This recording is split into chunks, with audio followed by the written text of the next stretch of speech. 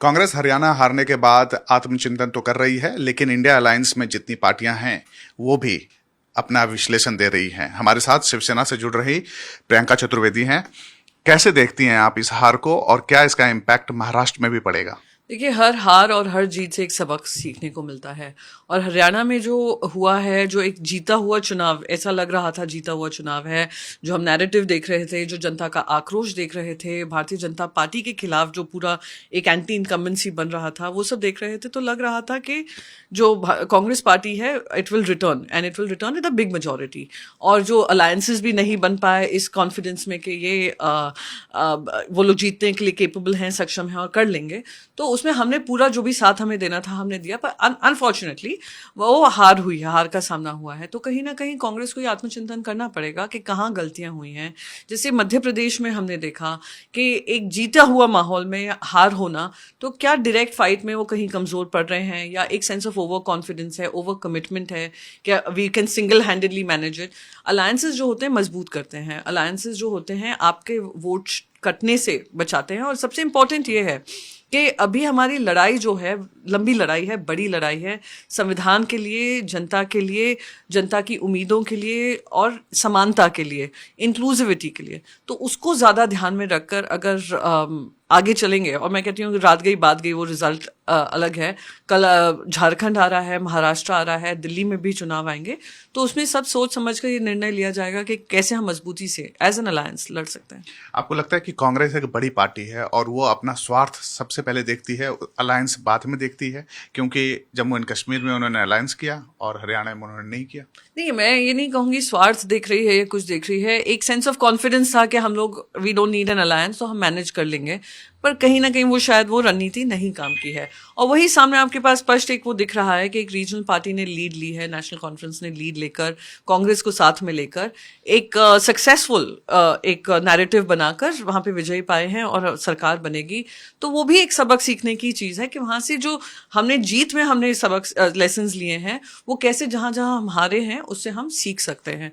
तो I am very certain ये सारे आंकलन वो लोग मिलकर करेंगे। बड़ी पार्टी है, राष्ट्रीय स्तर की पार्टी है, और वो जिम्मेदारी वो भी समझ रहे हैं कि क्या संविधान को लेकर उनकी लड़ाई है और हम सबकी लड़ाई है। ओवर कॉन्फिडेंस है क्या पार्टी के अंदर? क्योंकि राहुल गांधी जिस तरीके से अभी अपने तेवर को दिखाए, एलओपी बने और वो कह रहे थे कि हम बीजेपी को हराने के लिए, संविधान को बचाने के लिए देश में जाएंगे, क्या ओवर कॉन्फिडेंस ले डूबा? नहीं, राहुल गांधी जी अकेले ही थोड़ी ना इसमें हम उनको कह सकते हैं। वो लड़ाई लड़ रहे हैं, बहुत मजबूती से लड़ाई लड़ रहे हैं। पर हर स्टेट इलेक्शन जो होता है, वो स्टेट इलेक्शन में आप देखिए, अगर आप देखेंगे तो हरियाणा में नरेंद्र मोदी जी भी नहीं गए, तो शायद उसका फायदा मिल गया भारतीय जनता पार्टी को, वोट और बटे नहीं। तो ये भी कहा जा सकता है कि नरेंद्र मोदी जी के ना जाने की वजह से बीजेपी जीत गई। पॉइंट ये नहीं है, पॉइंट ये है कि क्या टिकट सिलेक्शन में, नैरेटिव में कहीं कमी रह गई, क्या वोट जो मिलने चाहिए थे, जो एक्सपेक्टेड थे, उसमें कहीं कमी रह गई।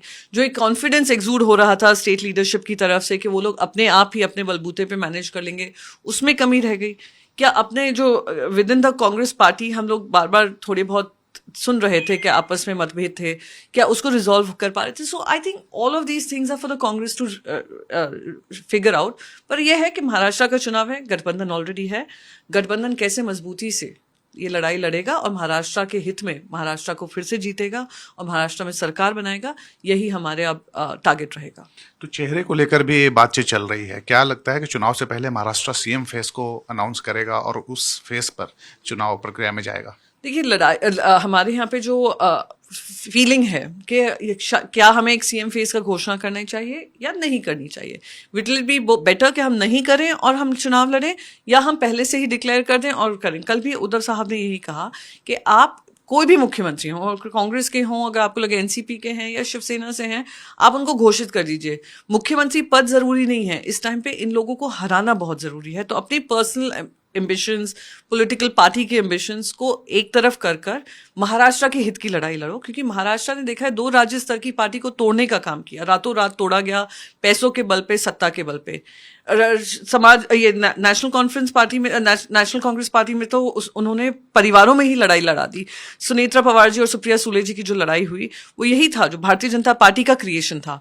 तो ऐसी जो महाराष्ट्र की संस्कृति के विरोधी काम हुए हैं, इतना भ्रष्टाचार चरम सीमा पर है। आज ही मैंने सवेरे लिखा है over 1000 गवर्नमेंट रेजोल्यूशंस पास हुए हैं 8 दिनों में, 137 के औसत पर। तो ये इतने बड़े बड़े बजट पास हो रहे हैं, फाइनेंस डिपार्टमेंट प्रश्न चिन्ह उठा रहा है, हमारी इंडस्ट्रीज महाराष्ट्र से बाहर चली गई हैं, हमारे युवा बेरोजगार हैं, महिला असुरक्षित माहौल महसूस कर रही हैं।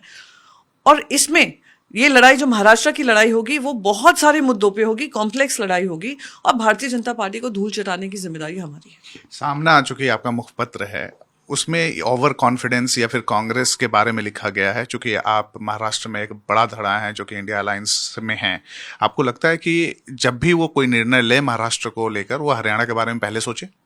नहीं, मैं हरियाणा, अगेन मैंने कहा हरियाणा के मुद्दे अलग थे, हमारे मुद्दे अलग हैं। यहाँ पे कोई गठबंधन नहीं था, ना बन पाया, ना बातचीत में किसी तरीके का एक रेजोल्यूशन हुआ।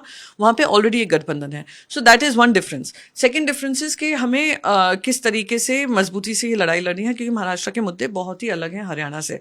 पर मैं फिर भी कहूँगी कि हाँ, ये एक सीख है, एक इंडिया अलायंस की एक बड़ी जिम्मेदारी है। तो हम लोग सब मिलकर, तो सामना में जो कॉन्फिडेंस की बात कही है वो यही है कि अलायंस होते होते रह गए। अगर आप आम आदमी पार्टी के भी देखेंगे कि जो विनिंग मार्जिन, जो लूजिंग मार्जिन हैं कांग्रेस के, उसमें कहीं ना कहीं कांग्रेस के ही वोट कटे हैं इस वजह से। तो कौन सी अलायंसेज हैं जहां मजबूती से लड़ सकते हैं, 1-2 सीट देकर, 2-4 सीट की जो उनकी मांग है, अगर लग रही है कि हाँ इट्स लेजिटिमेट, तो उसको करना चाहिए। मैं तो यही कहूंगी कि एक साथ मिलकर ये लड़ाई लड़नी होगी। शुक्रिया।